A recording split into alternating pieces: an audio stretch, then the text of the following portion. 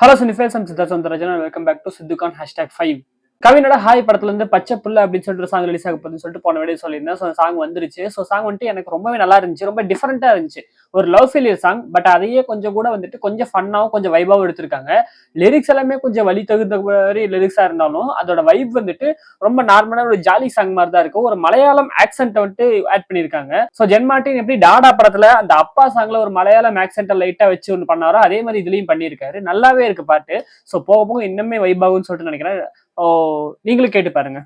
ஆக்சுவலா பார்த்தா இன்னைக்கு வர வேண்டிய ட்ரெயிலர் டிசியோட மட்டும்தான், டிசி மட்டும் தான் அனௌன்ஸ் பண்ணியிருந்தாங்க. ஸோ ஐஎம் கேம் வந்துட்டு இப்போதைக்கு நேற்றுக்கு ட்ரெயிலர் வர வேண்டியது, பட் ரிலீஸ் ஆகாம போயிடுச்சு. ஸோ கூடி சீக்கிரம் வரும் அப்படிங்கிற மாதிரி சொல்லியிருந்தாங்க. அன்எக்ஸ்பெக்டடா இன்னைக்கு ராமாயண படத்து ட்ரெயிலர் வந்திருக்கு. ஸோ 3 ட்ரெயிலர் இன்னைக்கு வந்திருக்கு. இந்த வீடியோ பண்ற பிளானே கிடையாது, இது ரிலீஸ் ஆனதுனால தான் இந்த வீடியோவே வருது. ஸோ ஒவ்வொன்றா போவோம். ஃபர்ஸ்ட் வந்துட்டு நம்ம டிசி ட்ரெயிலே போயிடுவோம். ஏன்னா ஃபர்ஸ்ட் அதான் அனௌன்ஸ் ஆனது. அண்ட் ஆல்சோ தமிழ் மலையாளம் ஹிந்தின்னு இருக்கிறனால இப்படியே போயிடுவோம். ஃபர்ஸ்ட் வந்துட்டு டிசி பொறுத்த வரைக்கும் வந்துட்டு ட்ரெய்லர்னு போட்டப்ப ஃபர்ஸ்ட் வந்துட்டு ஆல்ரெடி ஒரு ட்ரெய்லர் வந்துருச்சு. இப்போ என்ன ட்ரெய்லர்னு போட்டிருக்காங்க, ரிலீஸ் ட்ரெய்லர்னு போட்டிருக்காங்கன்னு யோசிச்சேன். பட் போஸ்டர்ல ட்ரெய்லர்னு போட்டாலும் இப்போதைக்கு ரிலீஸ் ட்ரெய்லர் அப்படின்னு சொல்லி போட்டு ட்ரெயிலர் வந்துட்டு ரிலீஸ் ஆயிருக்கு. எனக்கு தெரிஞ்ச ட்ரெயிலர் அவங்க பிளான்ல இருந்திருக்காது. ஏன்னா அவங்க ஃபர்ஸ்ட் வந்துட்டு படத்தை பிளான் பண்ணதே 31க்கு தான். ஜனநாயகனோட ரிலீஸ்னால தான் இந்த படம் வந்துட்டு 7th ஆகஸ்ட்டுக்கு தள்ளி போயிருக்கு. அதனால தான் இந்த ரிலீஸ் ட்ரெயிலருங்கிறதே பண்ணியிருக்காங்க. அண்ட் ஆல்சோ அந்த ஓஎஸ்டி வந்துட்டு ரிலீஸ் பண்ணியிருந்தாங்க, அந்த ஃபுல் ஆல்பம், அதுல ஒன் ஆஃப் தி மியூசிக் தான் இதில் வந்துட்டு யூஸ் பண்ணியிருக்காங்க. ராகா ஆஃப் மேட்னஸ் மீஸ் மேட்னஸ்ன்னு சொல்லிட்டு இதுலயே போட்டிருக்காங்க. பயங்கரமா இருக்கு ட்ரெய்லரு. ஸோ ஃபர்ஸ்ட் வந்துட்டு இந்த படம் கைதி மாதிரி ஒரு படம் தான் போல இருக்கு. அதாவது ஒரு சுச்சுவேஷனை கிரியேட் பண்ணிட்டு அங்க இருந்து என்ன நடக்க போகுது அடுத்து அப்படிங்கிற மாதிரி. ஸோ ஓப்பனிங்லேயே வந்துட்டு இந்த ட்ரெயிலரோட ஓப்பனிங்லேயே ஒரு டயலாக்ங்கிறது வருது. ஒரு போலீஸ்காரர் சொல்றாரு, ஒரு பக்கம் டிஸ்கார்டு கன்ஸ் எல்லாம் ஒரு கேங் ஆட்டைய போட்டாங்க, இன்னொரு பக்கம் சப் இன்ஸ்பெக்டர் வந்துட்டு ஒரு கேங் வந்துட்டு கொண்டிருக்காங்க. ஸோ இது 2 இன்சிடென்ட்டுக்கு சம்பந்தம் இருக்கு. இதுல இருந்து வந்துட்டு பல விஷயம் நடக்க போகுது அப்படிங்கிற மாதிரி ஒரு பில்டுங்கிறது ஆரம்பிக்குது. ஆனா அங்க இருந்தா கதையுமே தொடங்குது. ஸோ எனக்கு தெரிஞ்சு ஸ்டார்டிங்ல ஒரு செட்டப்ங்கிறதுலாம் வந்துட்டு அதுக்கப்புறம் எப்படி கைதியில வந்துட்டு செட்டப் பிடிச்சதுக்கு அப்புறம் அங்க இருந்து படம் போகுதோ அதே மாதிரி போகுதுன்னு சொல்லிட்டு நினைக்கிறேன். கைதி மாதிரி இது 1 night 1 day அந்த மாதிரி இருக்குமான்னு கேட்டா எனக்கு தெரியல, பட் பார்க்கலாம். ஏன்னா வந்துட்டு ராக்கி நம்ம அருண் மத்தேஷரோட படம், அந்த படம் வந்துட்டு ஆக்சுவலா ஒரு 2 to 3 days வந்துட்டு நடக்கிற மாதிரி தான் இருக்கும். 2-3 நாள் தான் இருக்கும். பிளாஷ்பேக் மட்டும் லைட்டா போயிருப்பாங்க, அங்கங்க தான் வரும். பட் கேப்டன் மில்லர் பார்த்தா கம்ப்ளீட்லி ஆப்போசிட். ஸோ எப்படி பண்ணுவாருங்கிறது தெரியல, வெயிட் பண்ணி தான் பார்க்கணும். அண்ட் முதல்ல இருந்தே சொல்லிட்டு இருக்கிற விஷயம் இட்ஸ் பேசிக்லி ரிவெஞ்ச் ஃபிலிம் தான். ஸோ என்னக்காக ரிவெஞ்ச், என்ன மாதிரி ரிவெஞ்சுங்கிறது தெரியல. ஸோ இது வந்துட்டு பழங்காலத்துல அவங்களுக்கும் இவங்களுக்கும் ஏதாவது ஒரு பகை, அதனால வந்துட்டு ரிவெஞ்ச் எடுக்கிறாங்களா, இல்ல ரீசென்ட்லி நடந்த ஒரு சம்பவத்தால் ரிவெஞ்ச் எடுக்கிறாங்களான்னு தெரியல. பட் எப்படி பார்த்தாலும் அமிகா கேபியோடைய அந்த சந்திரா கேரக்டருக்கான ஒரு ரிவெஞ்சை தான் ஹீரோ வந்துட்டு எடுக்கிற மாதிரி இருக்கும்னு சொல்லிட்டு நினைக்கிறேன். பட் அதுல சில ஐடியாலஜி பிரச்சனைகளுமே இருக்குன்னு சொல்லிட்டு நினைக்கிறேன். இது மட்டுமே இருக்காதுன்னு எனக்கு தோணுது. இதுல ஒரு கேங்மே இன்வால்வ் ஆகிற மாதிரி தான் காட்டுறாங்க. ஸோ மேபி போலீஸ் கேங்ஸ்டர்ஸ்க்குமே ஒரு பிரச்சனை இருக்குன்னு சொல்லிட்டு நினைக்கிறேன். அதாவது போலீஸ் சைட்ஸ்ல வந்துட்டு சில கெட்டவங்க இருக்காங்க. சோ அவங்க பண்ணக்கூடிய அராஜகம் வந்துட்டு ரொம்ப ஓவரா போயிட்டு இருக்கு. அதுக்காக இந்த வாருங்கிற மாதிரி கூட இருக்கலாம். என்ன மாதிரி வேணாலும் இருக்கலாம், நம்ம கதைங்கிறது ஃபுல்லா தெரியாதனால. பேசிக்கா இட்ஸ் ரிவெஞ்ச் ஃபிலிம். அதுல வந்துட்டு இந்த கெட்ட போலீஸ் அப்படிங்கிற ஒரு கான்செப்ட் வந்துட்டு வச்சிருக்காங்க. என்ன மாதிரி இருக்குங்கிறத வெயிட் பண்ணி தான் பார்க்கணும். இதுல எனக்கு ரொம்ப இன்ட்ரெஸ்டிங்கா இருந்ததுன்னா மாஸ்டர் ரெஃபரன்ஸ் லைட்டா வச்சிருக்காங்க. அந்த காப்பை வந்துட்டு இது பண்றது, அதுவும் விஜய்னா மாதிரியே கரெக்டா கொண்டு வந்து அதே மாதிரி இப்படி காப்பை கொண்டு வந்து இப்படி மாட்டி அடிக்கிறாப்புல லோகேஷ். சரியா இருந்துச்சு அந்த ஃபைட்டு. தியேட்டர்ல இந்த சீனுக்கு பயங்கரமான விசில் பறக்க போகுது. ஸோ லோகி வந்துட்டு ஒரு ஆக்டரா கம்பேக் கொடுப்பாருன்னு சொல்லிட்டு நான் நம்புறேன். பார்க்கலாம் என்ன மாதிரி பண்றாங்கன்னு சொல்லிட்டு இந்த டிசி படம். ஸோ 7th ஆகஸ்ட் வந்துட்டு ரிலீஸ் ஆகுது. துல்கர் சல்மானோட ஐஎம் கேம். ஸோ படம் வந்துட்டு ஆக்சுவலா ஆல்ரெடி தெரியும், கேம்பிளிங் பேஸ் பண்ண படம் சொல்லிட்டு. ஸோ ட்ரெயிலரோட ஓப்பனிங்ல கேம்பிளிங் பத்தி ஒரு இன்ட்ரெஸ்டிங்கான விஷயம் சொன்னாங்க. எனக்கு ரொம்ப வந்துட்டு ஆமா இல்ல அப்படிங்கிற மாதிரி இருந்துச்சு. அதாவது ஒரு சேயிங் இருக்கு, இந்த மனுஷ வாழ்க்கையே வந்துட்டு இந்த கடவுள்களுக்கும் சாத்தானுக்கும் நடக்கிற ஒரு சூதாட்டம் தான் அப்படிங்கிற மாதிரி ஒரு சேயிங் இருக்கு. அப்ப சூதாட்டங்கிறது கடவுள்கள் கால அளவுக்கு ரொம்ப பழமையானது. அப்ப எத்தனை வருஷமா சூதாட்டம் இருக்குன்னு யோசிச்சு பாருங்கிற மாதிரி ஒரு டைலாக், ஒரு சிம்பிளான டைலாக், ஆனால் அதுல அவ்வளவு அர்த்தம் இருக்கிற மாதிரி இருந்துச்சு. இதை பார்த்த உடனே எவன்டா அந்த டேரக்டர்னு சொல்லிட்டு தோணுச்சு. ட்ரெய்லர் போக பார்த்தா from the director of RDX போடுறாங்க. ஏன்னா சத்தியமா நான் மறந்துட்டேன், என்ன சரியா ஃபாலோ பண்ணல யார் டேரக்டர்னு சொல்லிட்டு. RDX படம் ரொம்ப பயங்கரமான தரமான படம். ஸோ சில பேர் சொல்லலாம் அது வந்துட்டு ஒரு நார்மலான ஆக்ஷன் படம் தானே அப்படின்னு சொல்லிட்டு. பட் அதுல நிறைய சைக்காலஜிக்கல் விஷயங்கள்ங்கிறது இருக்கும், பிலாசபி ஜாஸ்தியா இருக்கும். எனக்கு எப்பயுமே வந்துட்டு நார்மலா ஒரு படத்தை விட அந்த படத்துல பிலாசபி அண்ட் சைக்காலஜி இருந்துச்சுன்னா ரொம்ப பிடிக்கும். அந்த வகையில் அந்த படத்துல நிறைய பிலாசபி வந்துட்டு இருக்கும். ரொம்ப சூப்பரான படம். அண்ட் இந்த படத்துலயுமே பிலாசபி அண்ட் சைக்காலஜி வந்துட்டு ஹேண்டில் பண்ணிருக்காங்கன்னு சொல்லிட்டு தோணுது. ஸோ கதையிலுமே அது வர மாதிரிதான் இருக்கு. ஸோ RDXல எப்படி வந்துட்டு அந்த ஃபைட் அண்ட் மியூசிக் இது ரெண்டுமே வந்துட்டு ரொம்ப ப்ரொலாங்கா இருந்துச்சு. அதே மாதிரி இந்த படத்தோட ட்ரெய்லர்லயுமே அது ரொம்ப தெளிவா தெரியுது. ஃபைட் அண்ட் மியூசிக்ங்கிறது ரொம்ப ப்ரொலாங்கா சூப்பரா இருக்கு. அண்ட் அந்த படத்துக்கு சாம் சிஎஸ் மியூசிக் பண்ணிருப்பாரு நம்ம தான். அண்ட் இந்த படத்துக்கு வந்துட்டு சாம் சிஎஸ் போய் பார்த்தேன், பட் ஜேக்ஸ் விஜய் பண்ணிருக்காரு. பட் 2 பேருமே தரமான மியூசிக் டைரக்டர்ஸ் தான். 2 பேரும் கிட்டத்தட்ட ஒரே மாதிரியான ஜானர்ஸ் பண்ணக்கூடிய ஆட்கள் தான். ஸோ என்னை பொறுத்த வரைக்கும் மியூசிக் வந்துட்டு தரமா இருந்துச்சு, பயங்கரமா இருக்கும்னு சொல்லி நினைக்கிறேன். இந்த கேம்பிளிங்கிற ஒரு விஷயமே லக்க பேஸ் பண்ணி தான் நடக்குதுன்னு சொல்லிட்டு எல்லாம் நினைச்சிட்டு இருக்காங்க. பட் அது கிடையாது. இது வந்துட்டு லக்கு கிடையாது, இது அல்கரிதம் அப்படிங்கிற மாதிரி ஒரு விஷயத்த சொல்றாரு. நான் கூட என்னடா அல்கரிதம்ங்கிறதே சொல்லிட்டு டவுட் பட்டேன். அப்பதான் வந்துட்டு புதுசா சொல்றாரு திஸ் கிரிக்கெட் பெட்டிங்னு சொல்லிட்டு. இந்த படத்துல என்னதான் கேம்பிளிங் பத்தி பேசினாலுமே அதுல இவங்க ப்ரொடங்கா பேச போறது கிரிக்கெட் பெட்டிங் தான். கிரிக்கெட் பெட்டிங்கிறது அல்கரிதம்ங்கிறது நமக்கு நல்லாவே தெரியும். நிறைய விஷயங்கள் அதுல வந்துட்டு சில சீட்ஸ் எல்லாமே நடக்கதான் செய்யுது. ப்ரூவ் பண்ண முடியலனாலுமே அதான் உண்மைங்கிற மாதிரி தான். சோ அதை பேஸ் பண்ணி வரப்போகுதுன்னு சொல்லிட்டு நினைக்கிறேன். இந்த ப்ரொலாங்கா இந்த கிரிக்கெட் பெட்டிங்கிறது இருக்கும்னு சொல்லிட்டு நினைக்கிறேன். பட் அதை தாண்டி நிறைய கேம்பிளிங்கிறது சொல்லப்படலாம். சோ இவர் வந்துட்டு என்ன மாதிரியான கேரக்டருங்கிறது தெரியல. இவர் கேம்பிளரா இருக்காரா, இந்த இவர் வந்துட்டு விளையாடுற ஒரு பிளேயரா இருக்காரா, இல்ல இவரே வந்துட்டு ஒரு கேம்பிளிங் கம்பெனியை வச்சிருக்காரா, என்ன மாதிரின்னு சொல்லிட்டு தெரியல. ஏன்னா ஒரு பெரிய கம்பெனி ஒரு ஆபீஸ்ல வந்துட்டு பயங்கரமா இந்த எல்லாரையும் பார்த்து திட்டிட்டு இருக்காரு கண்ணா பின்னான்னு சொல்லிட்டு. அங்கேயே போல டான்ஸ் நிறைய விஷயங்கள் இருக்கு. கார்ல வந்துட்டு சேஸ்ன்னு சொல்லிட்டு என்ன மாதிரியான ஒரு கேரக்டர், என்ன மாதிரியான பேக்ரவுண்ட் இவருக்கு இருக்கு, யார் இவருங்கிறது எதுவுமே நமக்கு வந்துட்டு கிளியர்னு கேட்டா சொல்லல. பட் ஏதோ ஒன்று இருக்கு. கேம்லிங்னு வந்துட்டாலே இதுல வந்துட்டு மைண்ட் நிறைய போட வேண்டியது இருக்கும். ஸோ அந்த அல்காரிதம் மேனேஜ் பண்றதுக்கு கண்டிப்பா சைக்காலஜிக்கலா பிரச்சனை வரதானே செய்யும். ஸோ இவருக்கு வந்து ஒரு டாக்டருமே இருக்கிற மாதிரி காமிச்சிருக்காங்க. ஸோ கயர் லோகர் அந்த டாக்டர் கேரக்டர் பிளே பண்ணிருக்காங்க. ஸோ நடுவில் வந்துட்டு ப்ரப்போஸ் பண்ணுவார் போல இருக்கு. நான் வந்து உங்களை ஒரு பேஷண்டா தான் பாக்குறேன், நீங்க வந்துட்டு இப்பெல்லாம் பண்ணக்கூடாது அப்படிங்கிற மாதிரிலாம் சொல்றாங்க. ஸோ அந்த பக்கம் ஒரு ட்ராக்குங்கிறது ஓடுது. ஸோ ஓவரால் ட்ரெயிலர்ல கதையே பெருசா சொல்லவே கிடையாது. பேசிக்கா இந்த கான்செப்டை பத்தி சொல்லியிருக்காங்க. அந்த கேரக்டர் இன்ட்ரோடக்ஷன் ஓரளவுக்கு கொடுத்துருக்காங்க. பட் அவ்வளவு கிளாரிட்டியா இல்ல. நமக்கு வந்துட்டு படம் ரிலீஸ் வந்துட்டு ஆகஸ்ட் 20 ரிலீஸ் ஆகுது. அடுத்து ஏதாவது ட்ரைலர்ஸோ இல்ல ஏதாவது சாங்ஸ் வரதான் நமக்கு இது என்ன மாதிரி கதை அப்படிங்கறத நம்ம வந்துட்டு கண்டுபிடிக்க முடியும். என்ன மாதிரி இருக்குங்கிறத வெயிட் பண்ணி பார்ப்போம். அந்த ட்ரைலரோட எண்ட்ல சர்ப்ரைஸா இருந்தது. கதிர் அண்ட் மிஷ்கின் வந்துட்டு இந்த படத்துல இருக்காங்க. ஸோ ரெண்டு பேருமே இருக்காங்க. என்ன கேமியோஸா என்னங்கிறது தெரியல.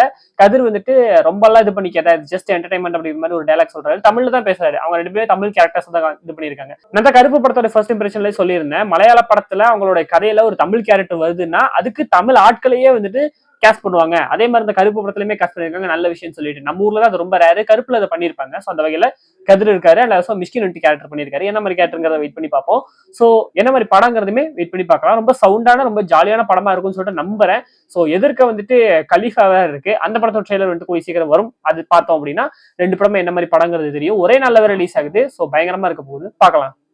ஸோ கடைசியா ராமாயணா படத்தோட ட்ரெய்லர். ஆல்ரெடி இந்த படத்தோட ஃபர்ஸ்ட் ட்ரெய்லர் பத்தியுமே நான் ஒரு வீடியோ போட்டு அது கிட்டத்தட்ட கேவிஸ்ல போயிருந்துச்சு. எனக்கு அந்த வீடியோ வந்துட்டு ஒரு பயங்கரமான ரீச் தான். பட் இருந்தாலுமே அது வந்துட்டு சஸ்டெயின் ஆகலன்னு வச்சுக்கோங்களேன். But it's okay. அதுல வந்துட்டு கத்தனார் படத்தையும் ராமாயணா படத்தையும் கம்பேர் பண்ணி நிறைய விஷயங்கள் பேசியிருந்தேன். ஸோ இப்போதைக்கு அதுல நான் சொல்லப்பட்ட விஷயங்கள் எல்லாமே இப்போதைக்கு கரெக்டா ரெக்டிஃபை ஆயிருக்கான்னு கேட்டா ஓரளவுக்கு. விஎஃப்எக்ஸை பொறுத்த வரைக்கும் நான் முன்னாடியே சொன்னது, அந்த வீடியோலே சொன்ன விஷயம் என்னன்னா, அதாவது லைவ் ஆக்ஷன் சீன்ஸ் எல்லாமே சூப்பரா இருக்கு. ஃபுல் அண்ட் ஃபுல் விஎஃப்எக்ஸ்ல பண்ண சீன்ஸ் எல்லாமே சூப்பரா இருக்கு. பட் லைவ் ஆக்ஷன்ல எடுத்து அதுல விஎஃப்எக்ஸ் ஆட் பண்ண சீன்ஸ் எல்லாமே நல்லா இல்லை அப்படின்னு சொல்லியிருந்தேன். அதே விஷயம் இப்பயுமே இருக்கதான் செய்யுது. பட் என்ன கொஞ்சம் கூட இம்ப்ரூவ் ஆயிருக்கு.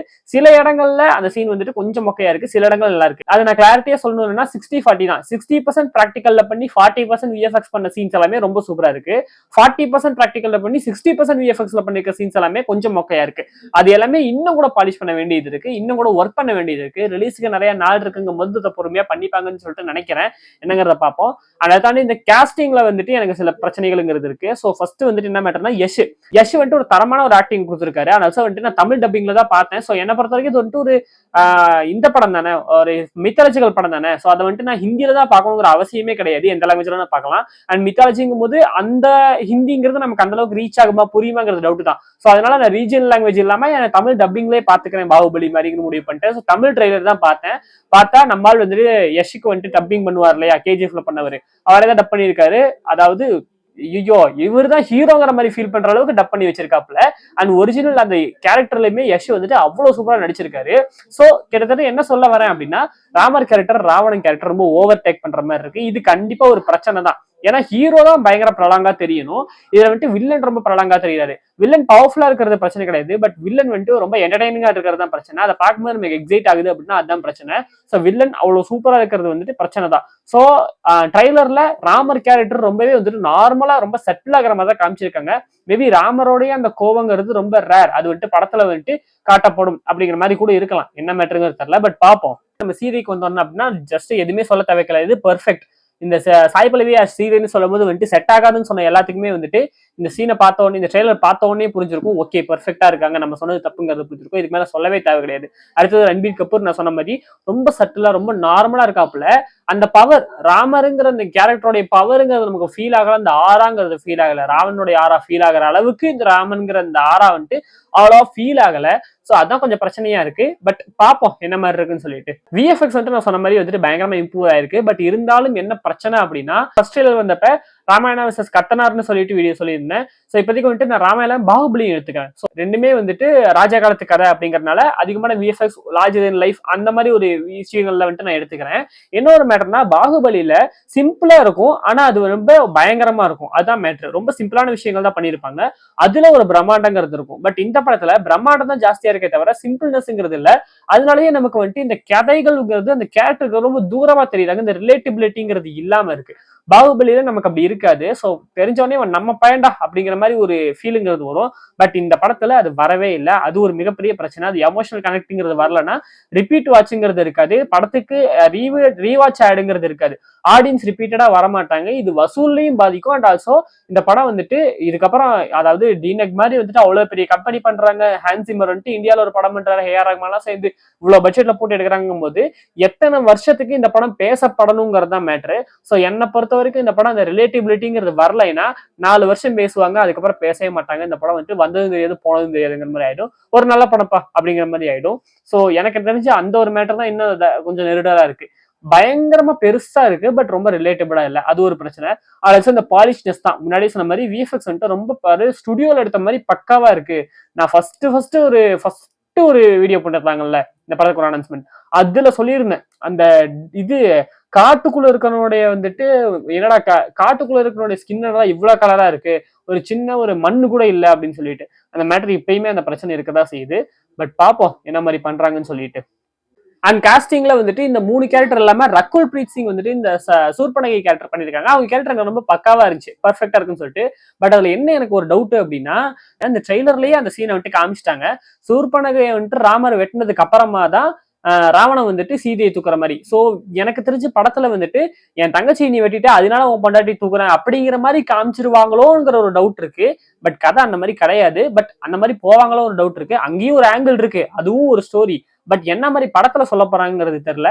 ஏதாவது மாத்தி சொல்லி எங்கேயாவது அடி வாங்காம இருக்கணும். கரெக்டா சொல்லி கரெக்டா படத்தை இது பண்ணி கொண்டு போயிடுறோம். அவ்வளவு பட்ஜெட் போட்டு எடுத்து எங்கேயாவது அடி வாங்கிட்டு இருந்தா சரியான இதுதான் ஆகும். பட் பாப்போம் என்ன மாதிரி பண்றாங்கன்னு சொல்லிட்டு. அண்ட் அந்த காஸ்டிங் இந்த மெயினான இந்த 4 காஸ்டிங் இல்லாம மத்த காஸ்டிங்லாம் எனக்கு வந்துட்டு அவ்வளவு ஒட்டல. எல்லாமே ஒரு பாலிவுட்டிஷ் ஃபீலை வந்துட்டு கொடுக்குது. நான் தமிழ் டப்பிங்ல பாக்குறேங்கும் போது வந்துட்டு எல்லாமே என்னடா ஒரு மாதிரி ரொம்ப தூரமா இருக்கேடா அந்த மாதிரி ஒரு ஃபீலிங் இருக்கு. பாகுபலியில அப்படி இருக்கவே இருக்காது. அது வந்துட்டு ஒரு தெலுங்கு படம், ஆனா அதை வந்துட்டு எங்கேயோ ஜப்பான்காரங்க எல்லாம் உட்காந்து அவ்வளவு இதா பாக்குறாங்கன்னா அந்த காஸ்டிங் அவ்வளவு பர்ஃபெக்டா இருக்கு. எல்லா முகங்களுமே வந்துட்டு நமக்கு ஒரே மாதிரி ஃபீல் ஆகாம எல்லாருமே பெர்ஃபெக்டா அந்த கேரக்டருக்கான இதா இருக்காங்க. சோ அதனாலதான் அந்த ஃபீலிங் இருந்துச்சு. பட் இந்த படத்துல எல்லாம் ஒரே மாதிரி இருக்கானுங்க. பின்னாடி இருக்கிறவன் இவன் யாரா, இவன் வந்துட்டு பரதனா லக்ஷ்மணனா என்னமே தெரிய மாட்டேங்குது. இந்த செப்பரேட்டிசம்ங்கிறது தெரிய மாட்டேங்குது. பாலிவுட்ல அது மிகப்பெரிய பிரச்சனை. எல்லாரும் ஒரே மாதிரி இருப்பானுங்க அந்த ஆக்டர்ஸ் எல்லாருமே. சோ அதுல வந்துட்டு ஒரு சின்ன விஷயங்கிறது இருக்கு. பட் பாப்போம் படத்துல என்ன மாதிரி வருதுங்கிறது. அண்ட் விஎஃப்எக்ஸ் வந்துட்டு நல்லாவே இம்ப்ரூவ் ஆயிருக்கு. பட் என்ன ஒரு மேட்டர் அப்படின்னா, நம்ம இந்த சின்ன ஸ்கிரீன்ல பார்த்துட்டு 1000 குறை சொல்லலாம். பட் மேபி அந்த பெரிய ஸ்கிரீனுக்கு வரும்போது இந்த படம் வந்துட்டு பெட்டரா கூட இருக்கலாம். நம்ம வந்துட்டு அவ்வளவு சீக்கிரம் வந்துட்டு எதையுமே ஜட்ஜ் பண்ணிட முடியாது. படம் வரட்டும், பார்க்கலாம் என்ன மாதிரி இருக்குன்னு சொல்லிட்டு. அடுத்த ட்ரெய்லர்ஸ்ல என்ன மாதிரி சொல்றாங்கன்னு சொல்லிட்டு பார்க்கலாம். ஸோ இந்த 3 ட்ரெய்லர் நீங்க பாத்துட்டீங்க அப்படின்னா உங்களோட ஒப்பீனியன்ஸ் என்னங்கிறத கமெண்ட்ல சொல்லுங்க. ஸோ இந்த 3 படத்துக்குமே நான் ரொம்ப எக்ஸைட்டடா இருக்கேன்.